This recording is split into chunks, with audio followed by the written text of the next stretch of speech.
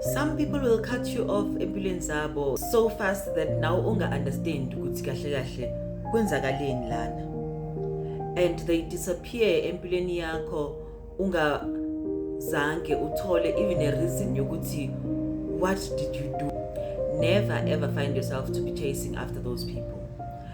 They know the reason why they left. They know the reason why they no longer want to be friends with you, noma they no longer want you in their lives. Now let them go.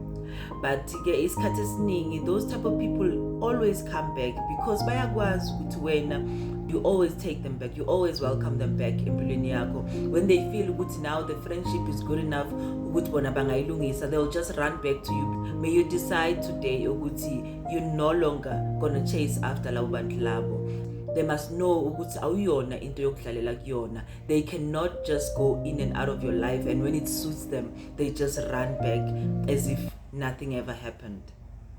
You also have feelings, and they don't understand what it does to you. Ukuthi usale questioning yourself on what could I have done to this person, what could I have said that upset this person. It's not you, Mtana Sekhaya. They have issues of their own. They have things that they need to fix from their side, and then tend to make it as if wena nguwe onenkinga.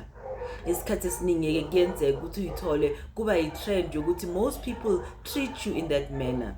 You are not a doormat, Mtana Sekhaya. You are not a person abantu kumele bazenzele ngayo nje as they please. Decide ukuthi you know what, I'm going to stand up to these people. I'm going to face this situation. When they come back the second or third or fourth time, umhlalise phansi umuntu umtshela ukuthi this and this I will not take.